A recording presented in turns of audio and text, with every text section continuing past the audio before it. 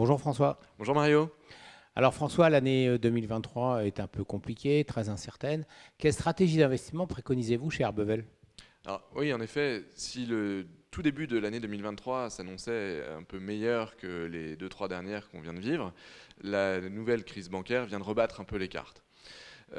Pour autant, ça fait plusieurs semaines maintenant qu'on répète chez Arbevel, vous savez, on est assez connu pour cette expertise sur les small caps, qu'il y a une opportunité à saisir du fait de la décote historique de valorisation qu'on trouve sur les small caps en relatif au large cap, mais aussi en relatif au private equity qui est particulièrement à la mode en ce moment. Donc, il faut clairement se réintéresser au small cap. Il y a un upside potentiel de l'ordre de 40%, donc il faut s'y intéresser. Néanmoins, on sait aussi que tant que le momentum ne sera pas là, les flux ne reviendront pas. Et c'est quand même une classe d'actifs qui doit bénéficier de flux positifs et d'un momentum positif. Donc en attendant, la bonne nouvelle, c'est qu'on est rémunéré sur l'obligataire. Et c'est dans ce contexte qu'en juillet de l'année dernière, on a lancé un fonds à échéance, un fonds de portage obligataire, qui s'appelle Plus-Valka Credit Opportunities 2028. Ce fonds de portage offre aujourd'hui un rendement actuariel de entre 6,5 et 7%. Il est investi essentiellement sur des obligations d'entreprise, non financières. Il n'y a pas de bancaire dans ce fonds.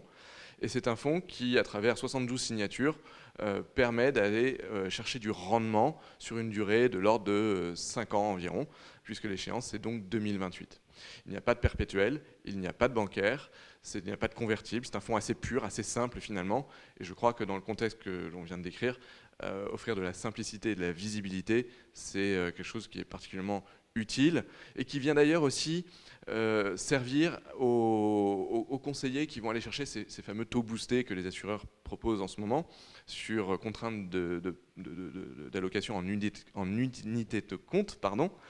Et donc, les fonds datés sont particulièrement adaptés, en complément évidemment des autres classes d'actifs, mais voilà, là on offre de la visibilité. C'est très clair, merci François. Alors pour terminer, une actualité particulière chez Arbevel en 2023? Alors 2023, on va parler blockchain chez Arbevel, et puis on a surtout renforcé l'équipe dédiée aux conseillers financiers en travers le recrutement de Benoît Féteau, qui vient renforcer l'équipe déjà composée d'Eva Sarlat et Thibault Loison. Très bien, bravo pour tous ces projets et à très bientôt. Au revoir. Merci Mario.